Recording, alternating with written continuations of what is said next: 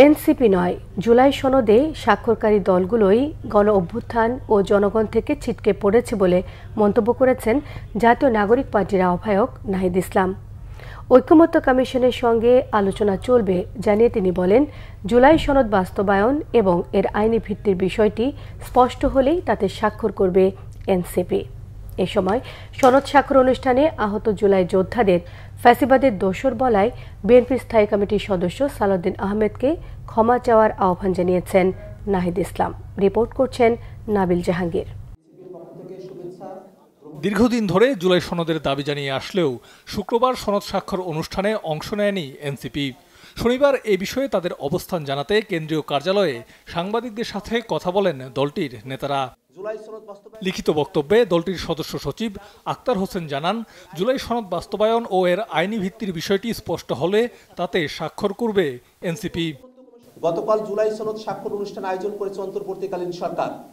জুলাই সনদের কোনো আইনি ভিত্তি প্রদান না করা, জুলাই সনদ বাস্তবায়ন আদেশের খসড়া প্রকাশ না করা এবং সনদ বাস্তবায়ন পদ্ধতির পূর্ণাঙ্গ রূপরেখা জাতির সাথে উন্মোচন না করায় স্রেফ আনুষ্ঠানিকতার জন্য গতকাল জুলাই সনদের স্বাক্ষর থেকে বিরত থেকেছে জাতীয় নাগরিক পার্টি। আহ্বায়ক নাহিদ ইসলাম বলেন, জুলাই সনদ স্বাক্ষর অনুষ্ঠানে অংশ না নিয়ে জাতীয় রাজনীতি থেকে পিছিয়ে পড়েনি এনসিপি, বরং যারা অংশ নিয়েছে তারাই গণ অভ্যুত্থান থেকে দূরে সরে এসেছে। অন্য যেই দলগুলা স্বাক্ষর করেনি তাদের ভিন্ন দাবি রয়েছে, তাদের সাথে আমাদের কোনো ধরনের সম্পর্কীয় সংশ্লিষ্ট বা দাবিরও কোনো মিল নেই। জাতীয় রাজনীতি থেকে ছিটকে যাওয়ার যে বিষয়টা আমরা বরং দেখি, যারা গতকালকের অনুষ্ঠানে গিয়েছিল, গতকালকে যেই প্রক্রিয়ায় স্বাক্ষর নিয়েছে, গণ অভ্যুত্থান থেকে এবং জনগণ থেকে তারা ছিটকে গিয়েছে। 90-এর গণ অভ্যুত্থানের পরে এই গণ অভ্যুত্থানের সাথে যেভাবে প্রতারণা করা হয়েছিল, গণ অভ্যুত্থানকে, জনগণের আকাঙ্ক্ষাকে যেভাবে জাতীয় নেতারা এবং সেই সময় রাজনৈতিক দলগুলো পকেটবন্দি করেছিল, আমরা এবার সেটা হতে দিব না। এ সময় জুলাই আহত যোদ্ধাদের ফেসিবাদের দোসর বলায় বিএনপির স্থায়ী কমিটির সদস্য সালাউদ্দিন আহমেদের সমালোচনা করেন নাহিদ ইসলাম। হয়তো তিনি ভুলবশত, হয়তো তার কাছে তথ্য না থাকার কারণে তিনি এরকমটা বলেছেন।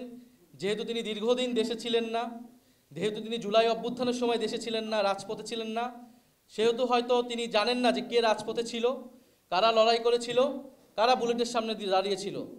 আতিকুল গাজী, যার হাত কাটা গিয়েছে, তাকে যখন ফ্যাসিস্ট আওয়ামী লীগের দোসর বলা হয়, সেটা আমাদের জন্য খুবই কষ্টের, খুবই বেদনাদায়ক। ফলে আমাদের আহ্বান থাকবে তিনি তার এই বক্তব্য অবিলম্বে প্রত্যাহার করবেন। এছাড়া এনসিপিকে শাপলা প্রতীক দেয়া নিয়ে নির্বাচন কমিশনের অবস্থানেরও সমালোচনা করেন এনসিপির নেতারা।